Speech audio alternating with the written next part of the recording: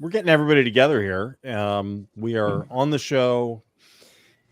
Andrew and Mona, thank you for living through this beautiful moment in American history with me. I We am were grateful here. for your camaraderie. What a night that none of us will ever forget. I think that's safe to say. Do either of you have anything to say before you sign off? If there is any life left in the party, that is, parties in general are very weak. If the Democratic Party has any power left at all, it will replace Biden on the ticket after tonight. I don't know if that's How would that possible. work? I don't know. Okay. I don't know. Andrew? I kind of have to agree. I mean, the spin that I'm seeing going around now is, well, he had a cold. I don't think that's going to cut it. I mean, I don't know. There's no heir apparent. It would have to be Kamala, and I mean, maybe Kamala does worse in swing states, but does Kamala do worse in swing states after tonight? I mean, that's kind of the operative question. So he didn't do a real good job. All right. Thank you both for all of this, and everybody else. The good news is I got the optimistic team coming in right now for what we need with Bill Kristol and A.B. Stoddard. So I'm sorry, AB. I'm going to make you wait. Bill, would you like to say the biggest "I told you so" in the history of politics? No, actually, I'm too depressed to, but I really am, honestly. I really don't know what should happen now and what can happen now. You asked, well, Mona, how could Biden be replaced? And we have a genuine crisis now in the country. Donald Trump cannot be our next president, and Joe Biden. It's not just that he can't win. I mean, he can be our next president, Bill. What? Donald Trump absolutely can be. No, I know, but he should not, ought not to be our next president in a very serious, heavy sense of ought. And with Biden, to be fair, I mean, to be not fair, but to be maybe a little harsh, but it's not just that, he hurt his electoral chances. Millions of people out there, I do think, watched that and thought, 4 more years of him as president, it's just not doable. Now, if vice president, obviously we have a system and we have a vice president, and we could have a weak president who's not so strong, and things, get fixed. The cabinet governs on and so forth. But I really feel like we're in a moment of a genuine crisis. I actually don't even, I sort of want to think about this now for a day or two and talk to a lot of people, because I really don't know quite what I would even recommend if they called me up from the White House tomorrow morning and said, what should we do? It's awfully late to get out. But, well, I think you should get out. I mean, then I still think it'd be much better. And I thought that, of course, a year ago, but I don't know. But it is not just depressing, but I really feel like it's a dangerous moment for the country. Don't you think, JVL and AB? I mean, it's not just people are being a little too political. And I know I'm the last person to criticize political analysis. Of course, we all do that. And, the questions, and some of them were more ridiculous than others. And is Trump a little saner than we thought? But really, fundamentally, this is a very dark moment, I think. All right, we'll come back to that in a second. AB, what are your opening thoughts? You're going to swerve on me and tell me you thought it was great, right? So actually, I had moments where I thought that Biden was quite coherent, but I think they came after people turned their TVs off, because those of us who were staying with it were either partisans or, we're tracking it at the granular level, and we know everything, and we needed to stay to the last wretched second. But it was awful. And I think that, your question, how do you replace, we don't have the answers to how do you replace him. But going into tonight's debate, before tonight, we have in the last couple of days, Trump was always beating Biden on inflation, immigration, the economy, and national security for the last year. Then now we have New York Times Siena giving him a 66% chance of winning. He has an 8-point lead on handling a crisis. Who would you choose to handle a crisis? They choose Trump. They saw him handle a pandemic. Mm-hmm. 9 they points. They saw it. They're not imagining. 9 points after planning a coup for months before the election, executing the coup for November and December, it failing, which leads to January 6th. They give Trump a 9-point lead on protecting democracy and a 7-point lead on favorability. And Gallup comes out today. Trump is up 4 points with favorability, Biden down 4 points. And that's before tonight. So my argument to Biden and Harris is, if you think this is an emergency, you have to do something about it. It's not on us. We're not members of the Democratic Party. Yeah, Mona's talking about the strength, and the parties are a wreck. The parties have been decimated in the last 5, 7, 10 years. They've lost their cohesion. They've lost their strength, their purpose. They've lost their leverage. But if you think, as Bill said, that Trump can't be president, you can't wake up tomorrow and say, we're just going to get back to talking about codifying Roe and like going door to door. Like, that's not going to do it, because people couldn't understand. There were a lot of times I could understand Joe Biden, and a lot of times he was coherent with detail and he was clear, but it wasn't enough in the whole to convince Americans who will decide the election that he can handle the job. Not only the next 4 years, for the next 4 months. So my heart breaks that he has a cold. My heart breaks that, you know, that I know we're not supposed to blame the refs. I cannot believe that Jake Tapper, who I have immense respect for, broke the news on October 3rd of 2023, less than a year ago, that General John Kelly confirmed to him the suckers and losers story that we already knew. And he wrote it up, and he came on the air to other people's shows on CNN, and he would not, in mid-debate, interrupt and say, I know firsthand from General Kelly. I reported that story. It's not wrong. So we're not allowed to work the refs, but the point is, what's done is done tonight. And so I'm going to be upset about the refs for days. But we have a crisis, as Bill says, and I don't need to work out. You know, Josh Shapiro and Gretchen Whitmer will be up all night. People will be calling them all night. Nobody knows what to do. But if you believe that we are in an historic crisis, it's really on Joe Biden and Kamala Harris just to acknowledge, like, who can win and what is going to work, because he was so behind, at least as far as the polls from the last week going into tonight. So it's dark. So I just saw the first person in the chat saying they're canceling their Bulwark subscription because of this. I do want to say to and I'm speaking to our audience here. Nobody here is saying that Joe Biden has been a bad president. I mean, well, maybe Bill and AB would say that. I don't think so. I think he's been the best or second best president of my lifetime. And I think that Biden's performance was like, you always run the risk of overreacting in a moment after a debate because it's very fresh and it's recent. That said, I do not think I have ever seen a worse performance in a presidential debate. I just don't think I have. I think that was now, maybe it doesn't wind up being a disaster. Maybe polls come out a week from now which show no movement. And yes, I think CNN did a terrible job. And yes, Trump was insane. Trump just, as I said during one of the commercial breaks, debating is very easy if you're allowed to simply make everything up. Right? That's an easy thing to do. But this was very, very bad. And but then there's one more thing.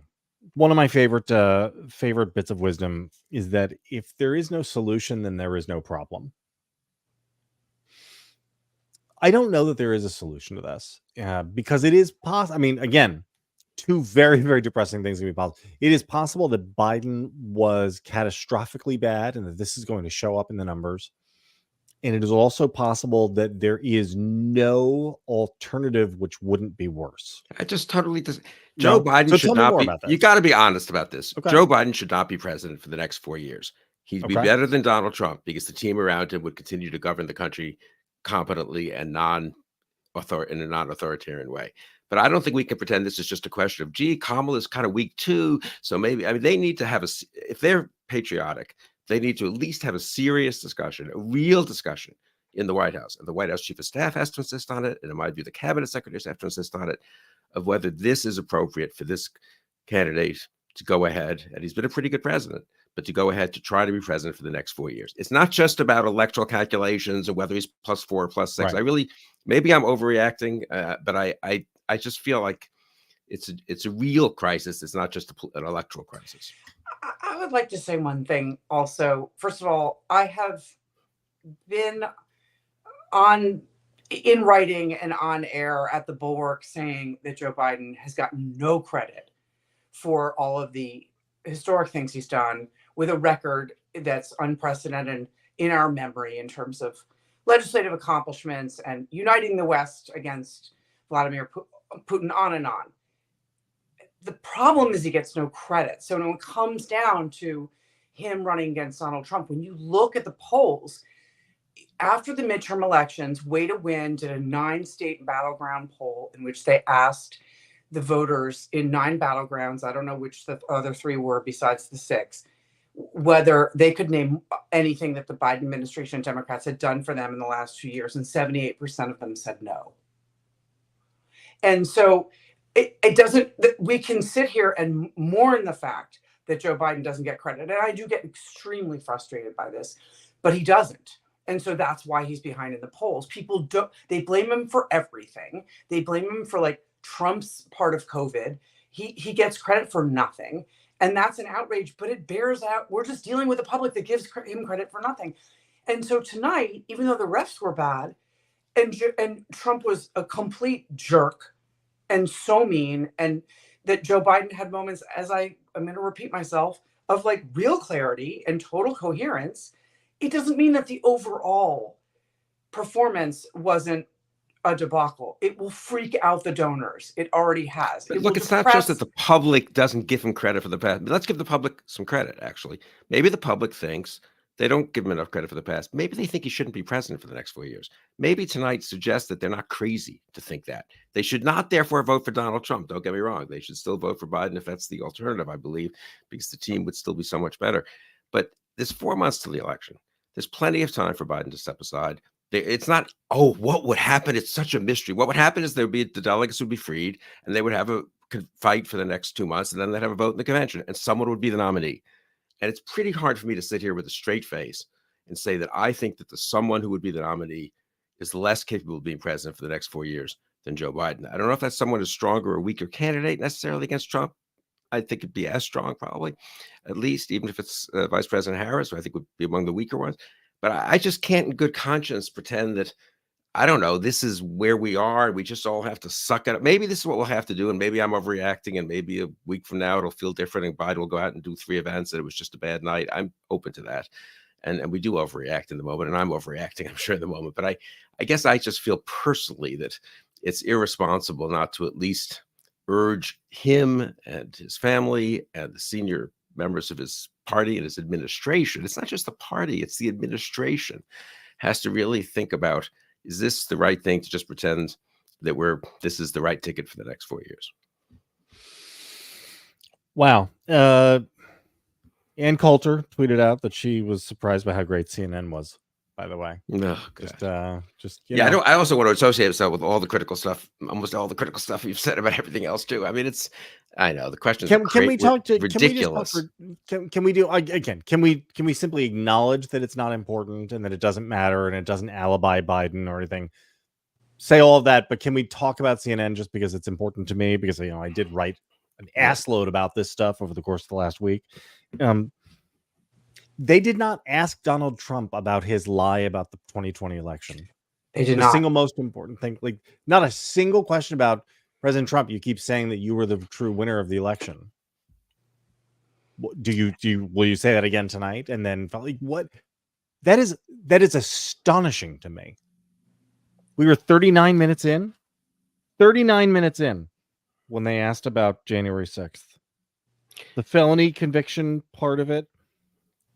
When they asked about his felony convictions, they said, well, what do you mean by retribution? And when he said that my retribution will be success, and then said that Joe Biden was the criminal, there's no follow-ups to any of it. Then what is even the point?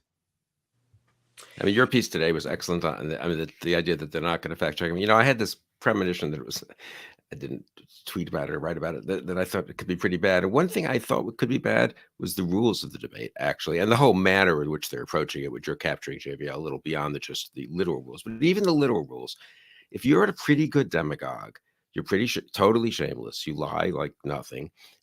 Doesn't hurt. That doesn't cause you a second's pause to lie totally. And you and you are guaranteed basically 2 minutes to give an answer and a minute to give rebuttal without being able to be interrupted by your opponent, as in a normal debate. I kind of think the word debate implies the opponent gets to say something sometimes, like in response to you, even if it's, quote, interrupting, or if the moderators aren't going to challenge you, as you wrote about, I think it was just today, right? And produce the documents and say, wait a second, that's not what you said. Wait a second, what about this? And you're lying about January 6th. If neither the opponent nor the moderators can challenge you, this is why I had this kind of bad premonition. Trump can give perfectly good 120-second speeches. He's pretty good at that. He does it all the time. He's very good. As I say, he's a pretty good demagogue. He got a little harsh a couple of times and lost his own, he can't resist the ludicrous self-promote, I'm the best ever and all this nonsense. But, he pivoted off the questions shamelessly, didn't answer the questions, just talked about immigration for 120 seconds, no matter what the question was. And then, thank you, Mr. Trump, is what Jay Gardena said. And so the rules help Trump. I still think we have a crisis in terms of Biden, but the rules and the way in which they conducted the debate, I really do agree with that, helped Trump. And I think it was a little more foreseeable because they thought the problem with Trump is that he interrupts, or the Trump's trick is that he's like a belligerent guy. Trump's trick is that he's a shameless demagogue. And if you give a shameless demagogue 2 minutes or however long to speak uninterrupted, he'll do his thing, right? Yeah.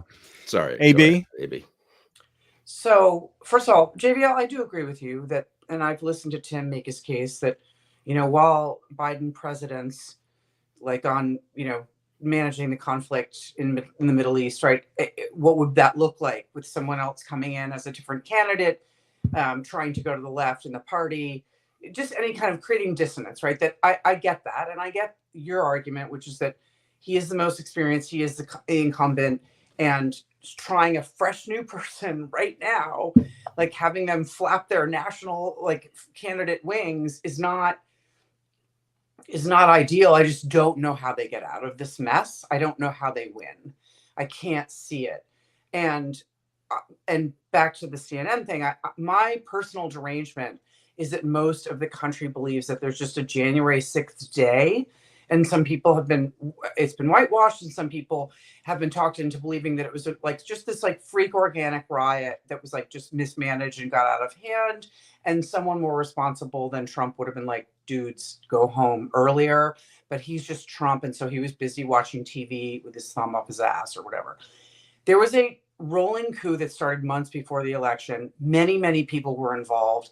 He literally broke the post office on purpose. It was all intentional. And it went on all of November and all of December. And it started publicly on election night when he said, we were winning this election. We were going on to win this election. And the idea that the moderators wouldn't just not only not follow up on a question about January 6th, but not say, you literally attempted for the first time in U.S. history as the president to turn back the results of an election. You were caught calling governors or secretaries of states, asking them to overturn the will of their states, the popular vote in their states, to use fake electors and to find fake votes. None of that. And so since most Americans only know about the riot, I have a terrible obsession about this, that is not, January 6th was only a result of the fact that the coup failed.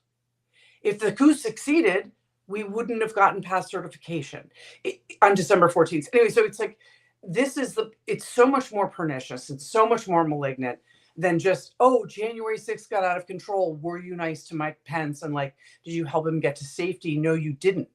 So I'm just so frustrated that Biden wasn't prepared for that the moderators didn't push on that. And that's the most dangerous thing, is that the guy who's ahead didn't just freak out one morning on the final day that the Congress was supposed to certify the votes that were already certified in the states, weeks before. He planned it before November 3, and then he had allies all around the country for months. And they're going to do it. They're not going to be in the presidency, but they're at work now to try to intimidate and bully and use fake electors and anyway, so the idea that they wouldn't use this chance to be explicit. Can I just say to AB, to be fair to Jake and Dana, whom I know pretty well, and JVL made this point, I think maybe a little in passing today, but it's very important. This was not their choice. This was CNN. I mean, Oh, they no, maybe I should, understand. they shouldn't Yeah. maybe have gone on, but no, but it's an important point to make because it also tells you a lot about the media. I mean, not to say about Yeah. corporate structures in this country and the Yeah. establishment's willingness to treat Trump, to normalize Trump and so forth. And they were clearly, in my view, they must have met many times with top brass at CNN, and they were told, play it right down the middle, ask No about question. inflation, ask about abortion, ask about immigration, ask about childcare. People are very interested in childcare. Let's have a childcare question. We should have one January 6th question in the midst of the childcare and climate change and all this stuff. I mean, one Ukraine question and sort of one Middle East question. I mean, that was a CNN decision in my view. No And I question. do think I'm sorry to jump. I think it really confirms what JVO wrote today, that I mean, this is where we have a political crisis, we have a media crisis, we have a lot of crises. We have a democratic crisis. I mean, this is a crisis of liberalism. Couple other things. Bill, what do you think is going to happen when they wake up in Europe tomorrow? Because I think that if you are part of NATO, you are waking up on Friday morning to an understanding that you need to start planning for a post-American NATO. I mean, am I wrong about that? Is that too catastrophic? You're only I think the only thing you're doing is you're overstating. I mean, they already were aware that there was, let's say, 50% chance. Sure. Right. But now you got to wake up chance maybe the Trump was going to win. Maybe it's going to go to 70. And maybe these debates, people don't pay as much attention as we do. So it might be that Biden loses a point or two. Incidentally, I don't know that Biden's going to suddenly be 12 points behind, but so yes, they will be more inclined to think that Trump is more likely to be the next president, which is not a foolish thing of them to think. They will therefore either decide they have to begin, some of them, accommodating the new reality, which means accommodating Putin, or some of them will be more interested in developing more strength in Europe. That was already, I was there in Europe, 3 weeks ago, in Germany for a couple of days, and people already are talking about that. So, but I think it will accelerate a kind of the damage that Trump, even as the nominee, is a point we've all made, I think, has does damage to the U.S. abroad, because he's a standing possibility that the U.S. will go in an America first direction, Asia too, incidentally, and that leads to all kinds of bad consequences in the world, in my view. And there'll be a little more tendency towards those consequences tomorrow than there was yesterday. AB, you have any thoughts about international fallout here? No, you know what? Let me ask you a different question. How important does Eileen Cannon's decision to prevent Trump's documents case from going forward before the election, which, I mean, I guess we can all just say that is what she has chosen to do, that now looms pretty important, right? Because Trump has now faced all the legal jeopardy he's going to face. And a combination of the United States Supreme Court and this one rookie judge down in Florida are going to prevent him from. Mona said this in our internal Slack during the show. It is as if the universe wants Donald Trump. The universe conspires for Trump. Was it you? Was it me. you or was it Mona? Oh, it was you. I'm sorry. That was your brilliant observation, AB. Can you talk a little bit more about it? I have used this phrase with Bill before. He makes a little of his luck, but he has a lot of luck, and then he's created a lot of corruption, obviously, which aids him. And especially this has happened with all these delays in the judiciary. I guess it's so interesting. We all decided months ago there was going to be no federal cases, that Georgia was already delayed, and that he was only going to face prosecution for Malvin Bragg. And so maybe some people in the public today read the news and said, oh, that's disturbing. She's created another delay. But those who followed it closely knew that she intended to always delay. And the Supreme Court, no matter what they do on immunity, have created the necessary delay. So he's faced all he was going to face, and I accept that a long time ago. And he just ends up having, he ends up with people who crumple under the pressure or make human errors at critical moments where we need them to be a brick wall. And like Fani Willis. And she makes this mistake. She exacerbates the mistake. The whole thing gets delayed. And it's just that way. And so I think the universe, what I've said to Bill in the past is I think the universe conspires for Trump until it won't or it doesn't. I mean, I guess sometimes luck runs out, but so far, Trump didn't get the cold tonight. I mean, Biden did, right? It's like, yeah, Biden's old, but like everything kind of goes Trump's way, in my view. No, I think it's so it's so true. And it's this is a forward-looking issue, not just a current or retrospective one. That is to say, the guardrails aren't what we thought they were. I think we can say, if we can put it in these terms. It turns out Trump's appointees to the courts were not, well, they're conservative, but good faith actors. At least Cannon isn't, in the Supreme Court's a question mark, I would say, in some respects. And corporate America isn't just kind of not quite as vehemently anti-Trump as we thought. They're actually kind of, going to be living with this and have already internalized it and so forth. So the degree to which the guardrails are weaker does suggest that when if Trump were to becomes president, they'll be weaker yet, right? I mean, we have more of an institutional crisis, I guess is what I'm saying. This is evidence of a crisis. It's already bad enough. And what's it going to be like if he becomes president and has a pliant Republican Party in control of one or both branches? And what do things start to look like? Not the first day, but months in and a year or two in terms of everything from the rule of law to, well, just everything. So I mean, that's why this is such a chilling moment in some ways, right? Yeah, I mean, if Donald Trump is elected, then in short order, he will have personally appointed 6 of the 9 Supreme Court justices. I think that's likely to happen in his second forward. He'll probably get 3 appointments in the next term. And he's already made it clear that criminal law can't constrain him. He's already made clear that his use of the pardon power to eliminate criminal law from constraining those around him is going to be something he uses. And the lesson he will take, I think very reasonably, is that the American people want a strong man. They want him as their dictator, right? I mean, that's why wouldn't he take that as a lesson? If it hadn't been for COVID, he would have been reelected. And look, he just beat Joe Biden, and this is what he wants. This is what the people want. He'll fire. I mean, the fact that John Kelly came up today I had written about him, so I was interested by that. Yeah, I don't think they mentioned his name for some reason. Like, I mean, why not? Right?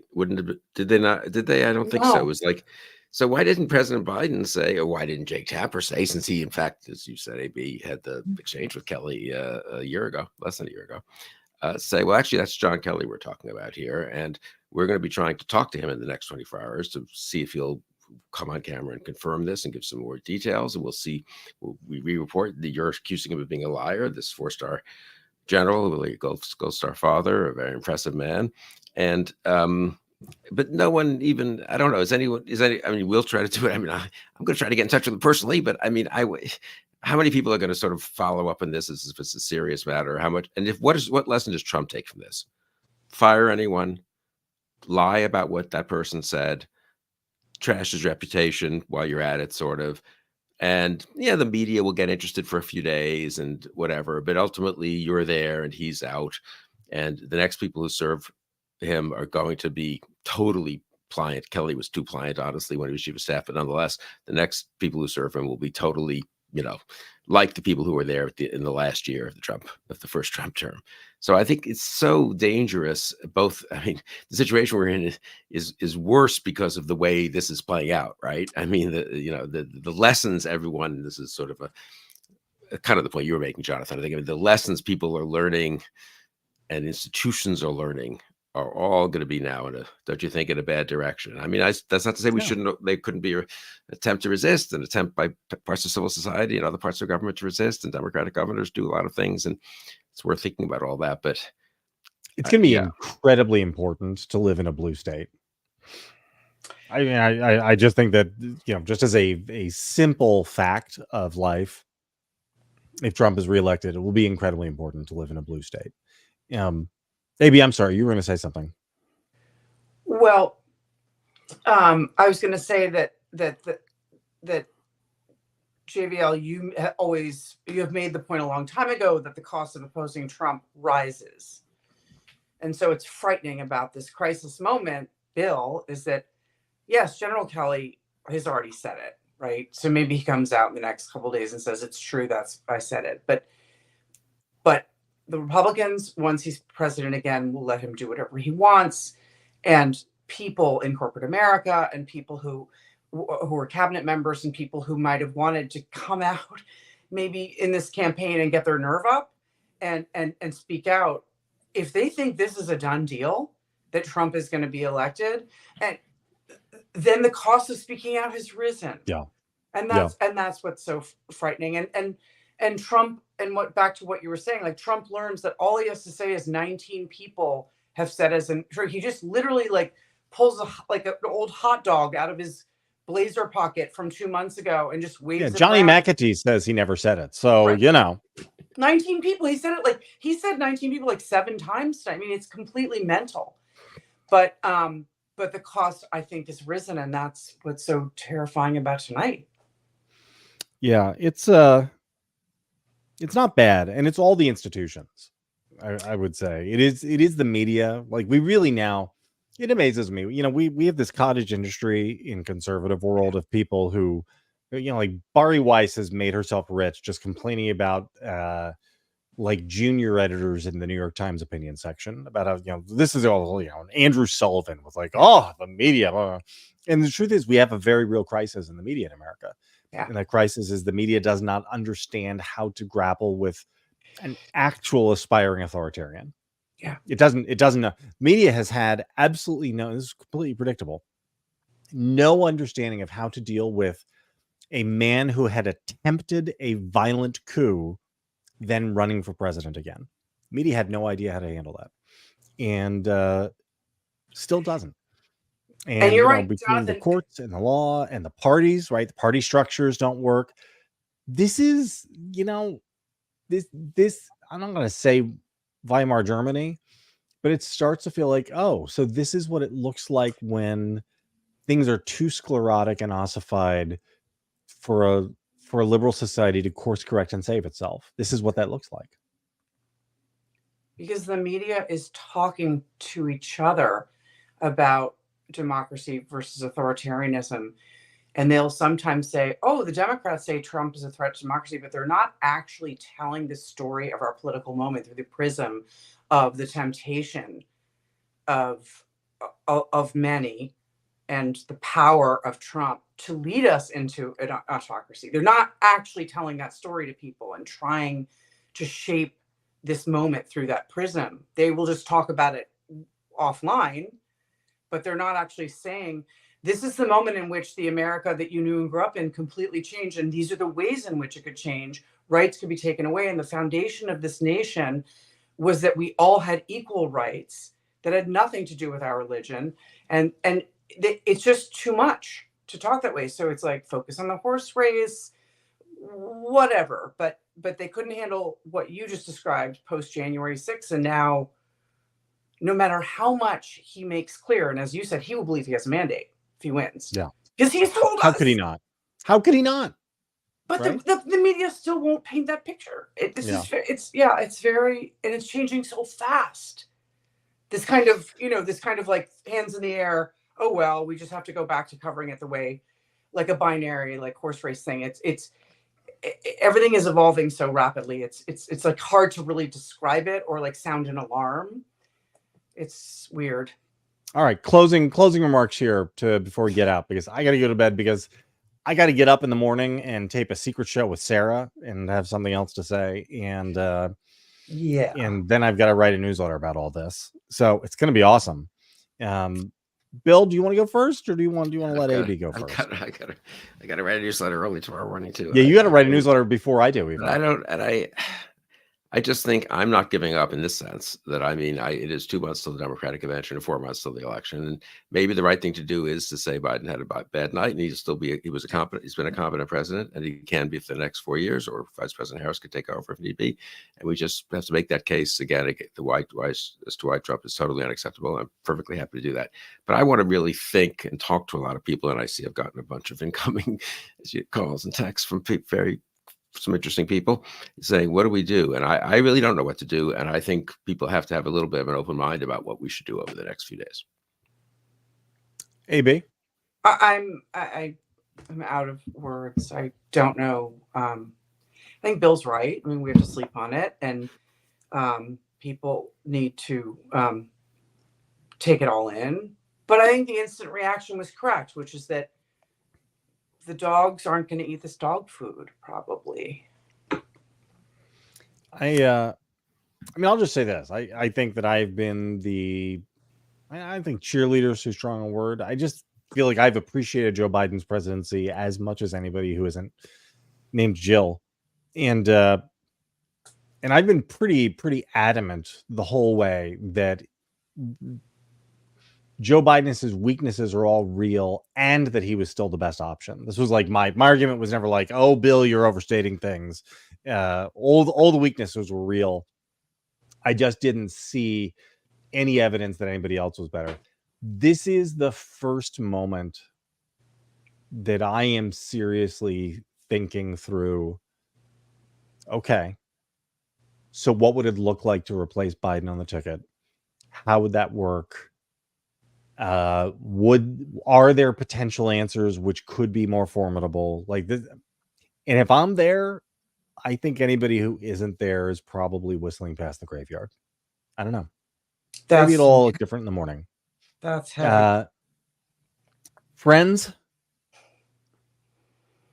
thank you for doing this, Bill. Thank you for doing this, AB. I will see you guys on our Slack channel. Everybody else who tuned in to go through this with us tonight, thank you. I guess. I mean, I'm sure you're glad you did it. I'll just say, good luck, America.